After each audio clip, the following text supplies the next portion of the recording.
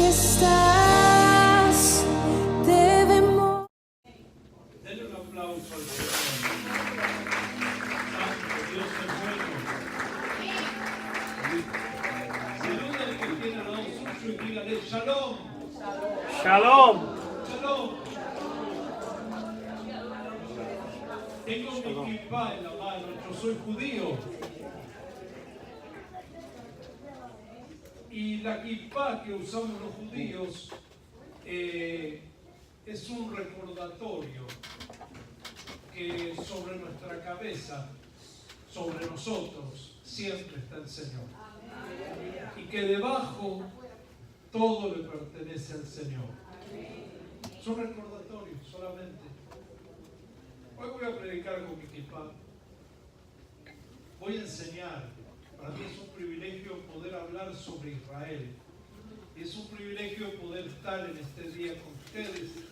Yo ya estoy viajando en 10 días más.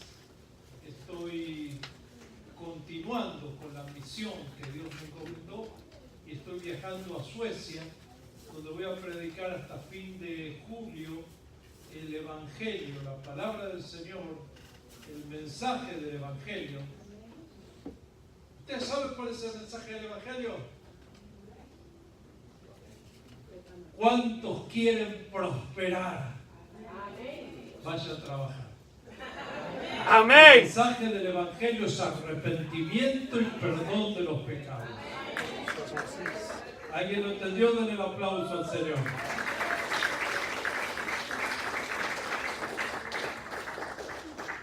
Voy a estar hasta fin de mes en Suecia, fin de julio. Y si Dios lo permite, el 30 de julio estoy llegando a Israel otra vez, de donde salí el 2 de marzo, ya hace varios meses de eso. Extraño mucho mi casa, mis hijos, Lucas y Priscila, mi esposa Alicia. Salí el 2 de marzo a Helsinki, Finlandia. Me reuní con el equipo de la misión finlandesa. Y de ahí viajamos 4 pastores, un matrimonio de pastores rusos, un pastor finlandés cubano y su siervo, y fuimos a llevar la palabra a Cuba. Estuvimos en La Habana, estuvimos en Santa Clara, en Camagüey y recorriendo distintos lugares, y yo estuve aprendiendo. Tengo 20 años de ser pastor misionero, pero lo que aprendí en Cuba marcó mi corazón. Queridos hermanos, muchos de nosotros ofrendamos para McDonald's, Burger King, cientos de dólares por semana. En Cuba, un pastor, una familia pastoral, vive con $20 al mes. El jabón es un artículo de lujo, a tal punto que algunas mujeres se prostituyen para que les den el jabón del hotel. La leche, que no hay, es permitida únicamente a niños menores de 1 año. Si usted tiene un hijo de 4 o 5 años, es un delito que tome leche. Cuba, que es un exportador de la caña de azúcar, no tiene azúcar. No tiene azúcar para su gente. Como tampoco hay café, como tampoco hay champú, como tampoco hay lo que usted necesite para sobrevivir. Pero en medio de esas condiciones, gente que no tiene un vehículo ni nunca lo tendrá, gente que tiene que caminar kilómetros de la casa al trabajo, el primer domingo en la iglesia en Guanabacoa, en un barrio de La Habana, había 1.260 personas con hambre de escuchar la palabra del Señor. Y a veces el confort que nosotros tenemos nos impide acceder y servir al Señor. Usted le pidió a Dios el carro del año y Dios se lo dio. Y aún con el carro del año ni viene a la iglesia. Y estamos heridos por el confort. Pero mi anhelo es que hoy Dios nos hable y nos podamos arrepentir. Muchas gracias. Queridos hermanos, mi nombre es Ángel Gerber. Yo nací en un hogar judío en Buenos Aires, República Argentina. Tengo un tono bastante notorio. No soy mexicano, no soy guatemalteco, no soy salvadoreño, soy argentino. Un pecado tenía que tener. Queridos hermanos, y me crié de la misma forma que los niños se crían en la iglesia y corren y a mí no me molesta que lo hagan. Al contrario, es un privilegio que los niños corran y salten y anden, pero que estén en la iglesia. Es un privilegio. No pretendamos tenerlos ahí quietitos 4 horas, es imposible. Pero lo que hagan de pequeños, estar en la casa del Señor, va a definir su futuro. Van a querer estar en la casa del Señor. Queridos hermanos, y cada celebración mi abuelo me llevaba de la mano a la sinagoga. Al entrar en la sinagoga había algunos carteles y estaba el nombre de mi abuelo, porque él había sido fundador de esa sinagoga en Buenos Aires. Mi primer recuerdo de niño era levantarme y apenas caminar y ver a mi abuelo arrodillado con su talit, su manto de oración, rezando al Altísimo. Estudié en colegios judíos.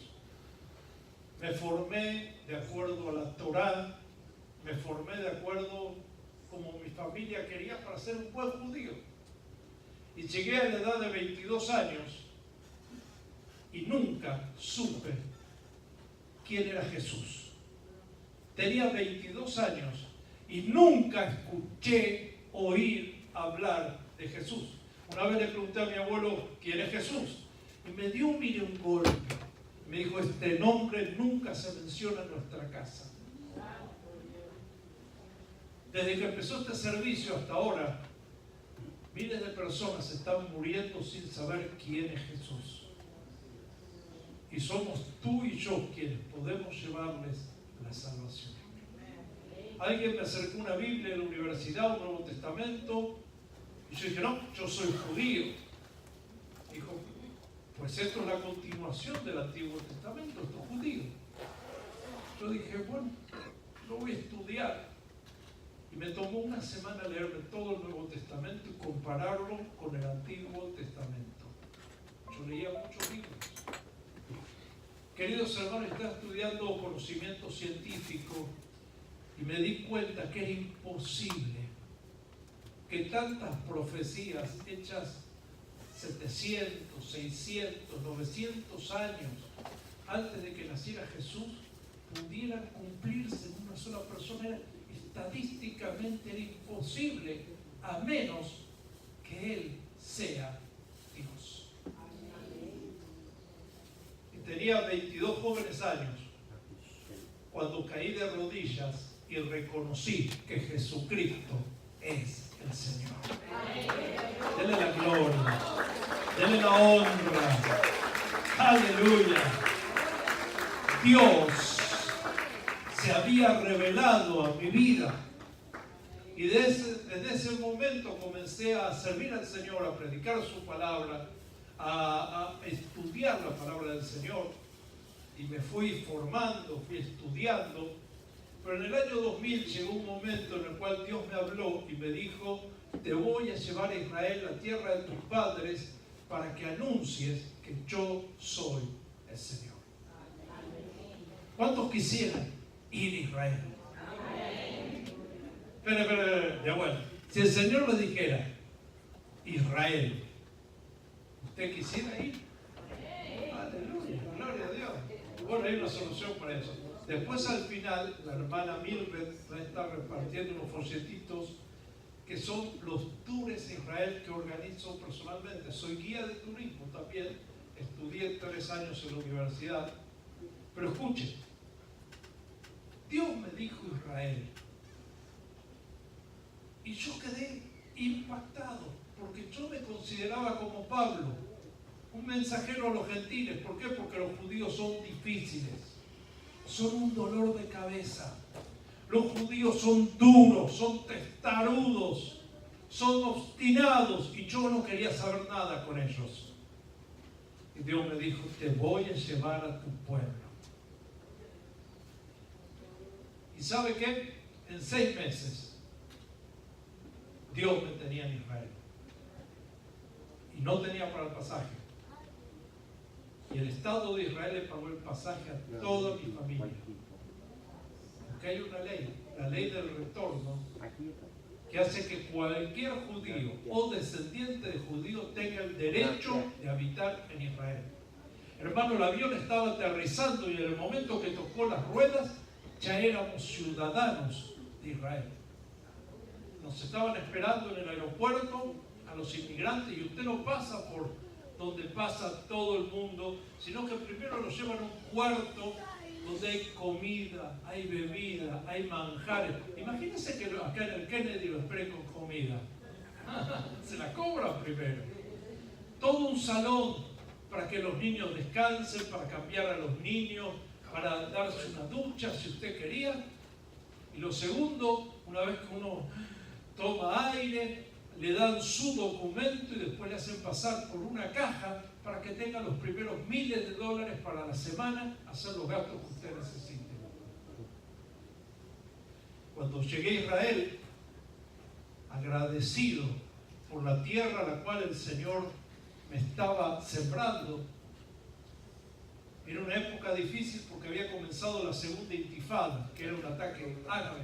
Decidí enrolarme en las fuerzas de la policía de Israel.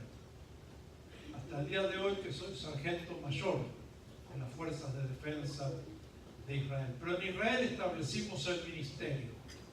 Y el Señor nos permitió en una de las capitales más lindas que hay en el Mediterráneo, que es Jerusalén, Tel Aviv. Ahí fundamos el ministerio nosotros. Hemos levantado varios pastores en Israel y hemos levantado el ministerio del vino nuevo, llevando el mensaje del Señor. ¿Cuántos aman a Israel? No, espere, no entendió. ¿Cuántos de corazón aman a Israel? Gloria a Dios. Gracias, mi hermano. Le voy a hacer una pregunta.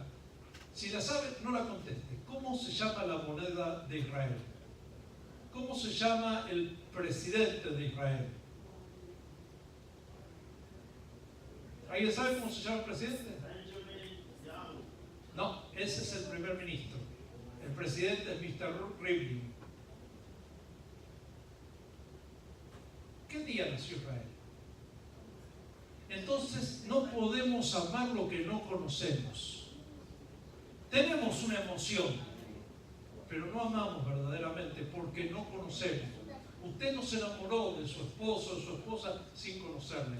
Primero lo conoció, sabe lo que le gusta, lo que no le gusta, sabe su historia, y ahí fue surgiendo el amor. Y el problema que tenemos muchos cristianos es que tenemos una emoción con Israel. Nos emocionamos mucho, pero no tenemos conocimiento de Israel. ¿Escuchó?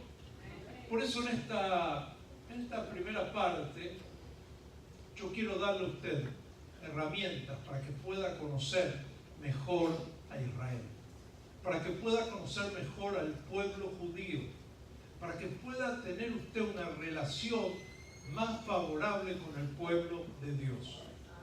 Mire, en la Biblia hay muchas mujeres sabias, y yo creo que aquí hay muchas en esta mañana, y son sabias porque están en la casa de Dios. Amén. Un aplauso a las mujeres, las estoy halagando, gloria a Dios. Pero en el libro de Ruth, la moabita declara unas palabras tremendas, y ella dice: tu Dios será mi Dios y tu pueblo será mi pueblo. Hoy en día la iglesia cristiana le dice al pueblo judío: tu Dios ahora es mi Dios, pero no quiero saber nada de tu pueblo.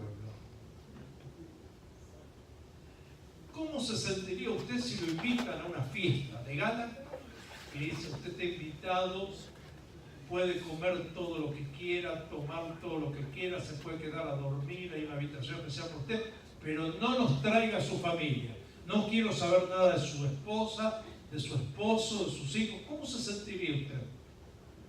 ¿Cómo se sentiría Jesús cuando la iglesia lo llama, le dice: ven Señor Jesús, Señor, ven, pero no queremos saber nada de los judíos?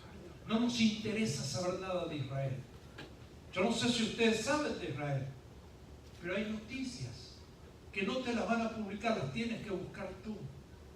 En este momento Israel está, en este momento, llamando a sus reservistas, a los soldados, para que vayan a la frontera con Siria, porque hay alerta roja de posibles ataques. Israel está recibiendo 160.000 refugiados sirios de la guerra con Assad para darles ayuda humanitaria. Pero queridos hermanos, yo quiero ir a la palabra del Señor. Y en el libro de Jeremías, yo no quiero hoy marearlo mucho con la palabra, prefiero contarles algunas cosas porque el Señor me da la capacidad de ser un guía del turismo. Yo quiero llevarlo por Israel en esta mañana, estando aquí en Nueva York. Pero dice capítulo 30 del libro de Jeremías, versículo 3. Un solo versículo vamos a leer. Porque aquí vienen días, dice Jehová, en que haré volver a los cautivos de mi pueblo Israel y Judá, ha dicho Jehová, y los traeré a la tierra que di a sus padres y la disfrutarán. Queridos hermanos, durante 2000 años los judíos hemos pecado contra el Señor. Y el templo fue destruido. El templo era el orgullo nacional judío. Era el centro religioso, espiritual y aún comercial, el templo sagrado en Jerusalén. En ese templo se cumplían la mayoría de los rituales judíos, entre ellos los sacrificios. ¿Cuántos leyeron alguna vez en la Biblia los sacrificios que se ofrecían en el templo? Había una vez al año, en el día del perdón, donde el sacerdote, el sumo sacerdote, entraba al lugar santísimo, donde no entraba nadie, a ofrecer expiación por todos los pecados de la nación. Queridos hermanos, en el templo, la misma gloria de Dios había descendido. Y era algo tremendo. Pero el Señor se enojó con nuestro pueblo, porque hemos despreciado al bendito, al Hijo de Dios. Y el Señor permitió que hollaran Jerusalén, que el templo fuera destruido, que la nación fuera dispersada. 2000 años. Y no hay en la historia ningún pueblo que haya regresado a su tierra después de 2000 años. Pero ocurrieron varios milagros. No solamente que Israel volvió a su tierra, sino que el hebreo se transformó en una lengua muerta. ¿Sabe lo que es una lengua muerta? Un idioma que se deja de hablar. El latín es una lengua muerta, ¿verdad? Hay varios lenguajes que se dejaron de hablar, que no hay registro de eso. Y el hebreo fue uno de ellos. Pero dice la palabra de Dios, este versículo, que haré volver a los cautivos de mi pueblo. Y en 1882 comenzó la primera inmigración en masa a la tierra de Israel. Y en 1882 un periodista lituano llamado el señor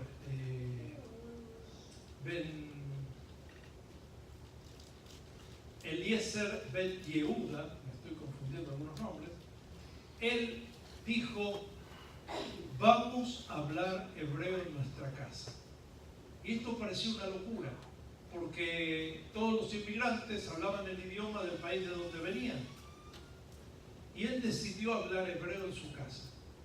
Y decidió hacer una clase de hebreo pública para enseñar a hablar el idioma hebreo. Y el hebreo volvió a resurgir de entre las cenizas.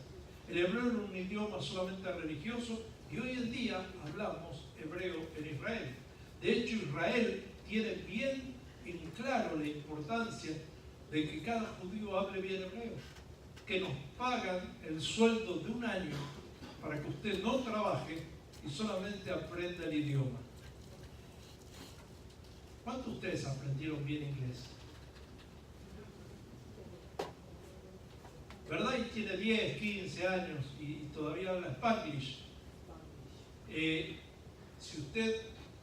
A ver, ¿cuántos pentecostales hay aquí? No. ¿Cuántos pentecostales hay aquí? El Señor dijo, hablarán nuevas lenguas. Y no se refiere a qué lenguas. Aprende inglés, aprende hebreo, aprende italiano. Mire, yo ahora en mis momentos libres estoy aprendiendo sueco porque tengo que estar en Suecia. Y me molesta no saber saludar, no saber hablar algunas palabras. Pero aprendan, porque Dios dice que hablará nuevas lenguas. Queridos hermanos, el Señor permitió que el 14 de mayo de 1948 Israel volviera a nacer como una nación. Y a partir de ese momento, cuando el señor David Ben Gurión declara la independencia de Israel, él sabía que se iba a enfrentar una guerra imposible de sostener.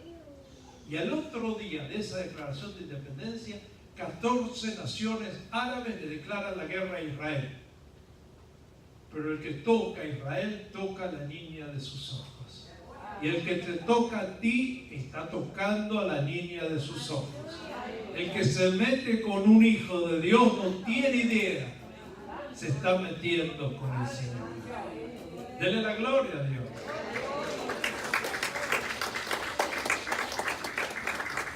Queridos hermanos, y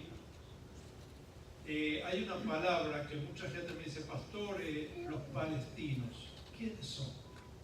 Bueno, quiero darle una muy breve orientación. Hasta antes de 1948, ¿alguien sabe quién gobernaba la tierra de Israel o Medio Oriente? Antes que Israel declarara la independencia, ¿quién gobernaba? No, los palestinos no, los británicos. De hecho, aquellos que estudiamos arqueología, para determinar los fundamentos de una nación, necesitamos encontrar elementos nacionales. Elementos nacionales pueden ser himnos, construcciones, arquitectura, vasijas, cosas que nos dé una identidad de una nación. Y no hay una identidad de una nación palestina porque nunca existió. Los ingleses llegaron a la zona de Israel en 1917, al finalizar la Primera Guerra Mundial, y el Imperio Otomano, que eran los que estaban antes, y estuvieron desde 1517 hasta 1917, 500 años, estuvieron los otomanos, que no son árabes, son turcos, para pasar después los ingleses a gobernar la zona. Y los palestinos, hasta antes de la guerra de 1967, la guerra de los 6 días, no había palestinos. Había jordanos, egipcios, pero a partir de la guerra que Israel conquista Jerusalén nuevamente, esa gente se empezó a llamar palestinos. Y empezaron a reclamar un derecho que no lo tienen sobre la tierra de Israel. Israel ocupó por mandato del Señor la tierra que Dios le había prometido. Leemos en este versículo, porque aquí vienen días, dice el Señor, que haré volver a los cautivos de mi pueblo Israel y Judá, ha dicho Jehová, y los traeré a la tierra que di a sus padres y la disfrutarán. Vamos a hablar ahora brevemente del disfrute de la tierra. Yo vivo en el Negev. ¿Cuántos escucharon hablar del desierto del Negev? Desierto. Pero si usted sale a mirar en mi casa, va a ver praderas verdes, flores, campos regados. ¿Por qué? Porque Dios había prometido que iba a cambiar el desierto en un bosque fértil. Pero ¿sabe cómo se cambió eso? Con mucho trabajo. A veces esperamos que Dios haga el milagro y nos quedamos cruzados de brazos. ¿Y qué pasa que Dios no hace nada? Dios va a hacer cuando tú termines de hacer lo que te corresponde. Y muchos hombres han trabajado duro en el calor del desierto, han hecho canales de riego, han usado la cabeza para crear una tecnología donde una gota de agua llegue a cada planta en el momento oportuno. Y Dios bendijo eso, a tal punto que hoy en día la mayoría de agua que se toma en Israel es agua de mar. Hay 5 plantas en el mar Mediterráneo donde Israel transforma el agua de mar y la hace agua potable. Israel está vendiendo y dando esta tecnología a algunos países de África para que ellos puedan también disfrutar de esta bendición. ¿Cuántos tienen un teléfono celular, hermanos? El teléfono celular fue desarrollado en Israel. ¿Cuántos tienen una computadora? El chip Pentium de Intel se fabrica en la ciudad donde yo vivo. La hermana creo que había leído un pasaje sobre David cuando él estaba derrotando a Goliat. Yo vivo en esa zona. ¿Sabe cómo se llama Goliat? ¿O de dónde era Goliat? Paladín de qué ciudad? De Gat. Yo vivo en esa ciudad, en Kiryat Gat. El valle donde David venció a Goliat está a unos 15 kilómetros de mi casa. Es el valle de Ela, un lugar hermoso, se mantiene tal cual como en esa época. ¿Y sabe lo que hago? Yo a veces voy a meditar cuando tengo muchos problemas y está aún el arroyo seco, y voy y tomo alguna piedra de ahí y se la lanzo por fe a mi problema. Esto es una bendición que Dios me ha dado, ¿verdad?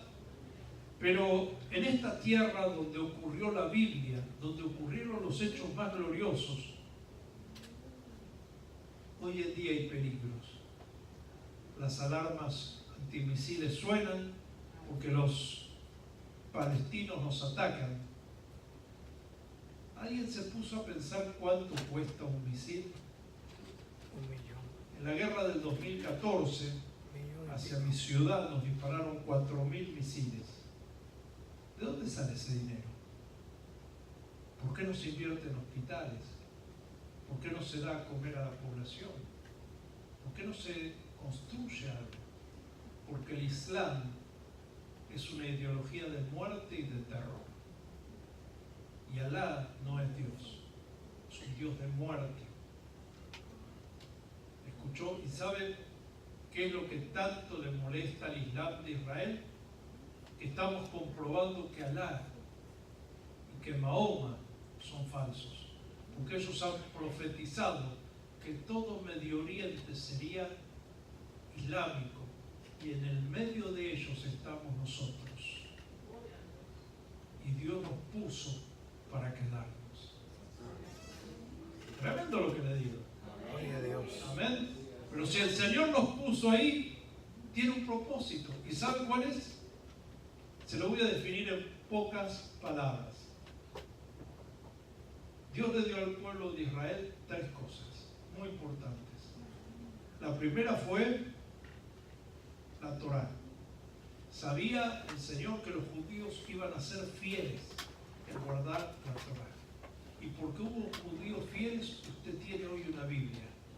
Porque hubo hombres que dedicaron su vida a copiar letra por letra y a cuidar con su propia vida las Escrituras. Algunos murieron escondiéndolas para transmitirla a la generación venidera. Lo segundo que el Señor nos dio fue un Mesías judío. Tengo una mala noticia para darle. Jesús no iba a la escuelita dominical. Jesús iba a una sinagoga, era judío. Una vez, esas cosas. Me dijeron, mire pastor, usted predica muy bien y es un honor tenerlo, pero usted nunca podría ser miembro de nuestra iglesia. Digo, ¿por qué? Porque usted usa barba y nuestra doctrina dice que los hombres no pueden usar barba. Le dije, bueno, entonces yo le agradezco mucho, pero bueno, nos vamos. Nos vamos, sí, yo y Jesús, porque Jesús también usaba barba. ¿Verdad? Queridos hermanos, hay veces que nosotros tenemos que aprender de la cultura hebrea. No copiar, sino aprender. Aprender muchas cosas que nos pueden enriquecer en nuestra fe. si nosotros no comprendemos el sufrimiento del pueblo judío en los campos de concentración o las distintas persecuciones a lo largo de la historia del pueblo de Israel, no los podemos entender. Pero si a ti te amenazaran para matarte, a ti, a tus hijos, tu carácter sería diferente. Estarías siempre cuidándote de dónde vendría el golpe. Pero hay un mensaje de esperanza. ¿Sabe cuál es? Que las mejores armas no son los tanques o los soldados que tenemos, sino son ustedes, los cristianos que aman Israel y que empiezan a descubrir Israel y que empiezan a buscar información sobre Israel, que se anotan alguna ciudad para orar por esa ciudad, que se anotan el nombre de alguien judío para orar y que Dios lo cuide, que ora por las autoridades de Israel.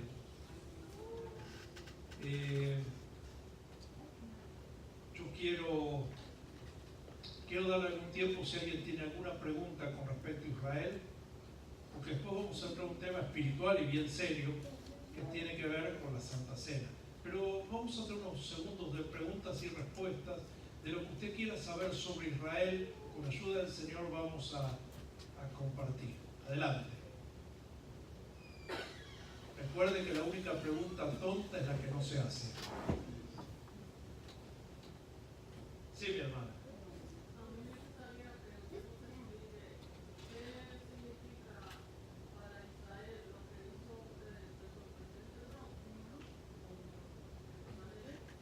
Tremenda pregunta. Yo sé que cada vez que se habla el nombre de Trump, las aguas se dividen. Pero hay algo que no podemos negar. Dios pone reyes y Dios quita reyes. Y los tiempos de Dios son perfectos. Yo me di cuenta de esto antes de que el señor Trump fuera presidente y me di cuenta que había algo en él que iba a trabajar en beneficio de Israel. Y todo el mundo me decía, no, pero este hombre, esto, lo otro. Y digo, mira, yo entiendo que se fije por usted, pero no tengo una visión microscópica, sino macroscópica. Vea el todo, vea el mundo, vea el universo, cómo esta persona encaja los planes de Dios en un momento específico. Y la decisión de Trump de llevar su embajada de Tel Aviv a la ciudad de Jerusalén, que es la capital de Israel, ha desatado una repercusión tremenda. Primero a nivel turístico, porque hay una oleada de turismo que es increíble. Segundo, otras naciones han copiado la decisión del presidente Trump. Y tercero, entendemos que es algo profético. Yo le hablé de varias fechas, ¿verdad? Israel, en realidad todo lo que Dios se ha creado, tiene lo que se llama en hebreo un maxor, que sería un periodo.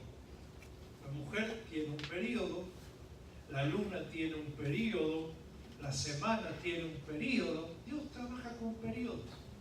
Y Dios ha dado al pueblo judío periodos.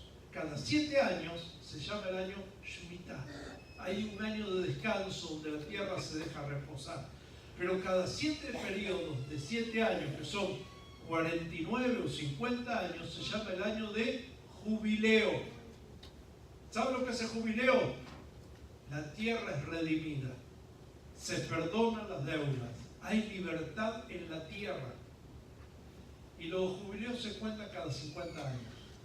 Le hablé que los turcos gobernaron Israel desde 1516, no solamente Israel, sino todo Medio Oriente. ¿Hasta qué año?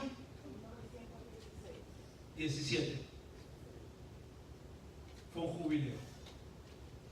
Sumemos 50 años más. ¿Qué fecha es? ¿Y qué dije que ocurrió en el 67? La guerra de los 6 días donde Israel recaptura Jerusalén. Otra bendición para la tierra. El primer jubileo, un imperio de 500 años, se va. El segundo jubileo, Israel ya recuperó la nación, pero le faltaba la capital, la reconquista. Y de 1967, sumemos 50 años, ¿qué tenemos?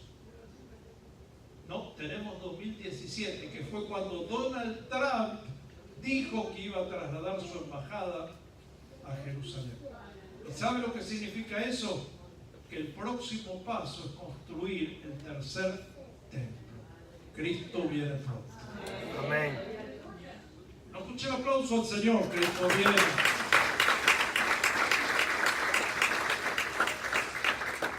Vamos a ir rápido a otra pregunta.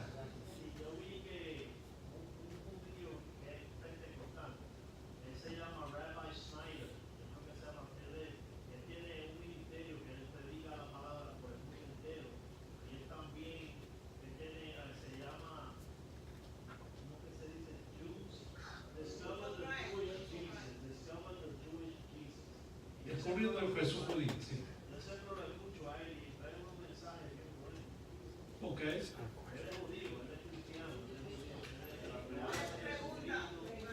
¿Y la pregunta cuál es?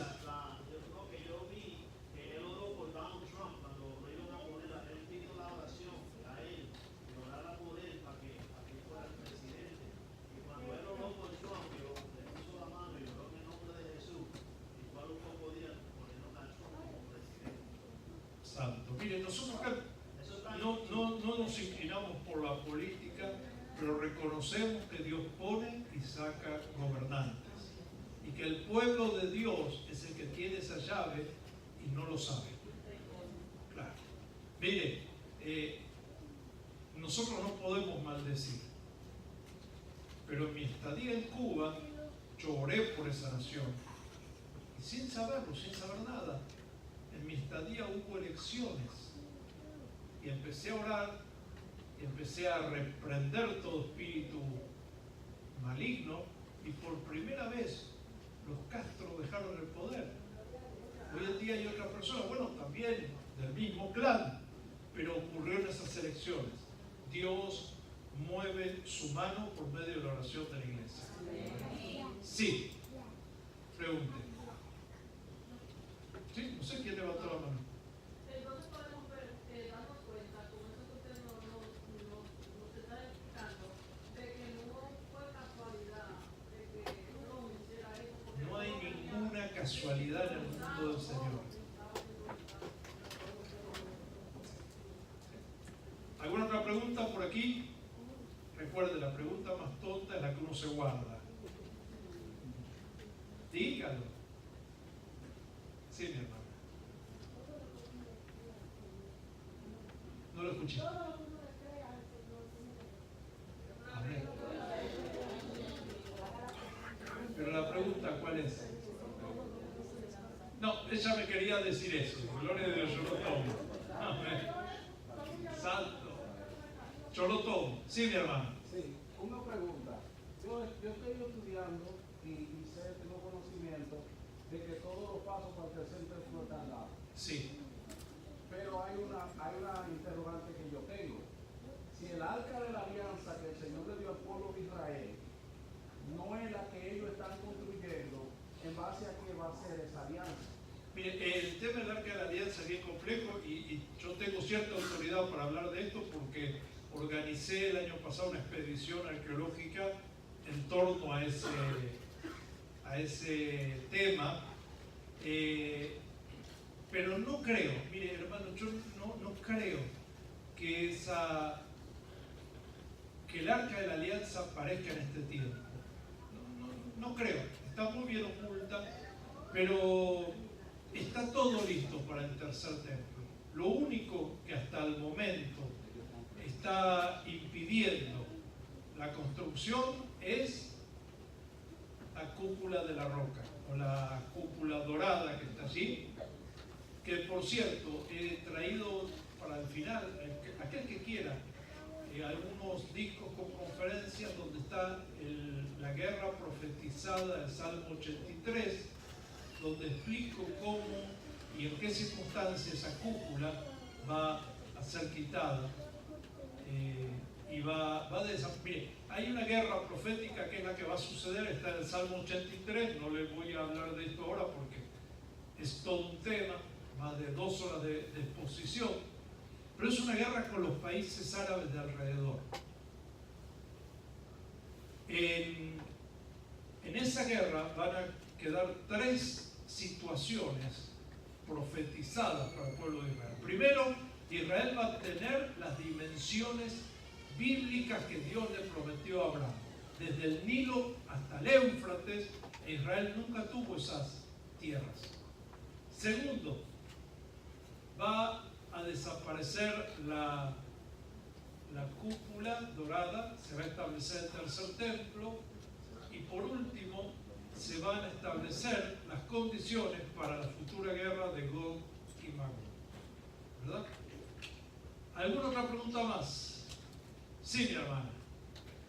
Debido a que la embajada fue trasladada desde la Villa de Jerusalén, Sí. para bien o para mal, ¿en qué beneficio le perjudica al país? Bueno, los palestinos, ellos han hecho un pacto de no reconocer a Israel, de no permitir su existencia y de no tener ningún trato con ellos. Pero es imposible negar que Israel es un Estado, que es una nación. Miren, la única potencia del primer mundo en todo Medio Oriente, Israel. Mire, yo conozco Jordania, por motivos de arqueología, estuve en Jordania, y es como que usted, yo no quiero ofender a nadie, pero para que usted se dé una idea, como que de una ciudad de Estados Unidos pase a una ciudad en la frontera de México. Para que entienda lo que le quiero decir, ¿no? Es decir, usted sale de Israel con autopistas bien marcadas, bien señalizadas, seguridad, orden, y entra a un lugar donde usted no sabe dónde está. No, es un tercer mundo. La mujer no tiene ningún valor, ¿verdad? Y en Israel la mujer puede ser comandante del ejército. De hecho, las mujeres entrenan a los soldados. Israel aprendió que la mayoría de los batallones de inteligencia lo forman con mujeres, porque la mujer es multitask, puede ocupar muchas tareas al mismo tiempo. Entonces están mirando monitores, hablando por teléfono, dando indicaciones. En cambio, los hombres somos medio ahí, mononeuronales, ¿no? Estamos en un tema y hasta que no lo terminamos no podemos planificar otra cosa. Somos así, ¿verdad? Pero usted se da cuenta de la gran diferencia que hay. Y es un grave problema. Próxima pregunta. Sí. ¿Cuáles son los países que conforman Gog y Magog? Bueno, son países que tienen que ver con, no solamente Gog y Magog, sino que está Togarma, que puede ser Turquía, Roshen, y dice tú Rosh. Cuando hablamos de Rosh o príncipe, tanto la palabra hebrea príncipe, principal, en hebreo es Rosh, que significa cabeza.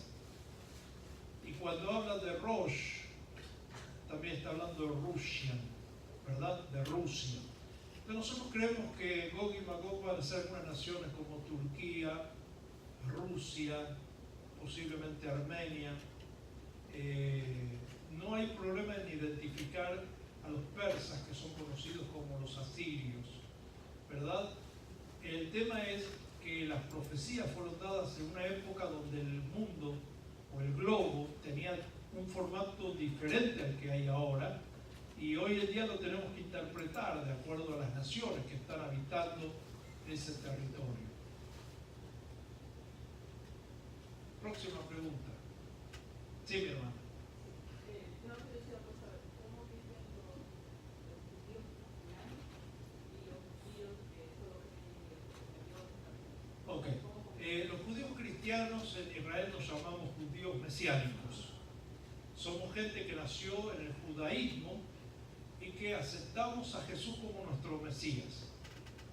Es muy complicado, hermana, y esta es una pregunta muy tremenda. Y yo le agradezco que me la haga porque voy a descubrir una faceta que no muchos conocen. Yo en Israel tengo 3 amenazas de muerte por predicar la palabra de parte de grupos ortodoxos o judíos, digamos, judíos, ¿no? Los judíos creyentes en Jesús somos considerados traidores. De hecho, había una ley en la Corte Suprema que creo que fue derogada, donde, mire cómo es, si un judío es ateo, sigue siendo judío. Si un judío es budista o adora demonios, sigue siendo judío.